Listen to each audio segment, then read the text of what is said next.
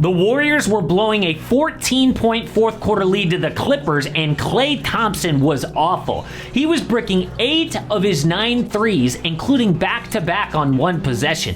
But somehow, rookie Brandon Podziemski buried a triple to get within 3 with 40 seconds left. So just defend and tie the game. But Klay fouls Russell Westbrook. Yes, it's Russ at the free throw line, but they had time to get a stop. Watch Steve Kerr freak at Klay's mental mistake. Even Pods winced like, ooh, yeah, that was bad. Steph tried to dap Klay up, but he ignored him, and that mistake cost them the game. So 24 hours later, Steve Kerr did the unthinkable and benched Klay Thompson.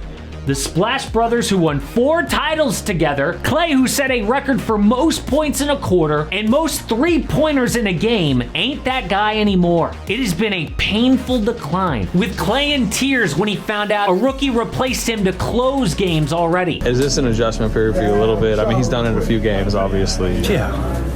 You kidding me? Go from, one of the best players. It's hard for anybody, I'll be honest with you. So how did he respond to being benched? With his best game of the year. Klay broke his season high in scoring before the fourth quarter. He came out on fire, hitting 7 of 13 threes. And this time, instead of blowing it in the final minute, he played game-winning defense, stopping Keontae George, forcing a travel. So does this mean he's back to starting? No. Steve Kerr said Brandon Podziemski will continue to start next to Steph after the All-Star break. They don't have time to mess around. They're barely the 10 seed after winning 8 of their last 10 games.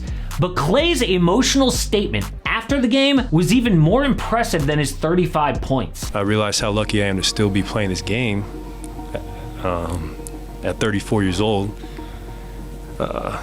That just helped me realize I can still be really good in this league, and I can't get hung up on a few bad performances here or there, rather than just being grateful to be out here and do what I love. It's really a blessing. That level of humility is extremely rare for Hall of Fame athletes.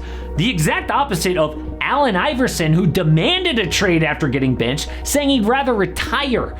Carmelo Anthony laughed in a reporter's face when he suggested it.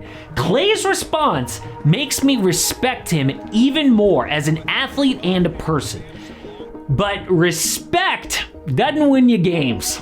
The Warriors have a huge problem now that the Splash Brothers era is dead. But I cannot give picks for Underdog Fantasy today. Not because we haven't been hitting, but because there's no games. We are now at All-Star Weekend. And actually this is great because Underdog is the perfect way to make All-Star Weekend actually enjoyable to watch. I'm sorry, NBA, but it's true. It's not always the best TV product. But with Underdog, they've got picks on the three-point contest, skills challenge, the actual All-Star game. We play pick 'em, we pick higher or lower. We can up to 20 XR money in a single night. So watch on the community tab of this channel for my all-star picks. But check out this updated map to see if Underdog is available in your area. And always use the promo code AMHOOPS when you sign up. It will double your deposit up to $100, and it really, really helps out the channel. Again, that is promo code AMHOOPS. Steph is so much better than his teammates. This dude is still hitting full court tunnel shots before games. How is that real and not AI? And yeah, Klay had a good game off the bench, but it is clear when he plays fewer minutes, the Dubs win. In 26 games where Klay is under 30 minutes, they're 20-9, including DNPs. But when he's over 30 minutes, they're 10-17. Oh, he earned that spot on the bench. So what are the Dubs gonna do? Steph even admitted after the Clippers loss, we are very average. And very average doesn't get it done in this league. The best way to win a 5th title for Steph is to pair him with an elite two-way wing. It's how they won in 2022. For some reason, Andrew Wiggins became prime Scottie Pippen for 3 months. He defended Ja Morant, Luka, Jason Tatum with 18 points and 8 boards. So unless he comes back, they're gonna need a big trade. Now, a lot of Warrior fans think, we already have him. His name is Jonathan Kuminga. The last 14 games, JK has dropped 23 points on 58% from the field and 45% from 3, but he dominates in the post. His 208 post points are fourth only to Giannis, Jalen Brunson, and Nikola Jokic. But the actual test is the playoffs. Can Kuminga keep up this level all the way to the NBA Finals? It's a completely different game. But there are guys that we know can do it. Shams just released 4 superstars the Warriors have their eye on. The only players Golden State would actually trade the young guys for.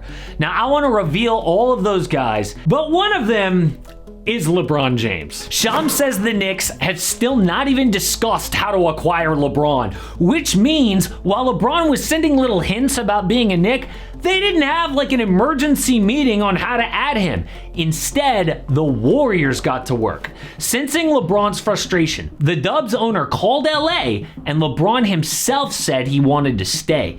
But the door is still open to adding him this summer. The key piece will be Bronny. Mark Stein says, I know of at least 2 teams on the NBA map that believe LeBron James will consider signing with them at far less than his $51.4 million Lakers salary if Bronny James is on the roster. And one of those teams might be Golden State. The Warriors don't have their own first round pick. That goes to the Blazers, top 4 protected, and they didn't have a second round pick until recently. The only deadline move by Golden State was Corey Joseph for the Pacers' second rounder. Could they be planning something? Of course, the Lakers could ruin it. They also might not have their own first round pick, but they have 2 seconds from the Clippers and the Grizzlies or Wizards. But even if LeBron stays in LA, the Dubs have their eye on 3 other stars. The official list from Shams: Paul George, Kevin Durant, and Giannis. And Shams says their dream scenario is the Greek Freak. Let's be honest, this year has been miserable for the Bucks. They've already fired 1 coach. Damian Lillard has not played up to his standard. And just before the break, they lost to the G League Grizzlies. The one guy who has made threats about leaving is Giannis. He has said so many times, if we're not winning, I will leave, and I am just being honest. And the Warriors would actually have a huge edge in any trade. Stars usually get a ton of draft picks. The Dubs only have 2. But young talent is better than picks. Jonathan Kuminga and B. Pods are 2 of the best young assets in the NBA. Teams know the draft is a crapshoot, but those 2 guys could be all-stars. Maybe not on the timeline of a Steph Curry to win now, but definitely to develop in Milwaukee. They were too good to deal at the trade deadline for like a Pascal Siakam or an Alex Caruso, but for championship level players, it's the only scenario where the young guys get traded. Now, if that happens, Chris Paul's big contract would also need to go to make the money work, but Steph's championship window would be wide open again. Klay could be a championship 6th man and have the perfect ending to his Hall of Fame career.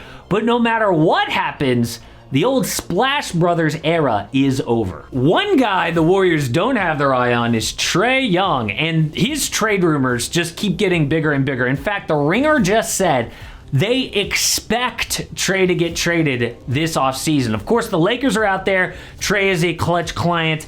But if the Spurs get involved, they will win any trade. So I made a video exploring that, how the Spurs actually pair Trae with Victor Wembanyama.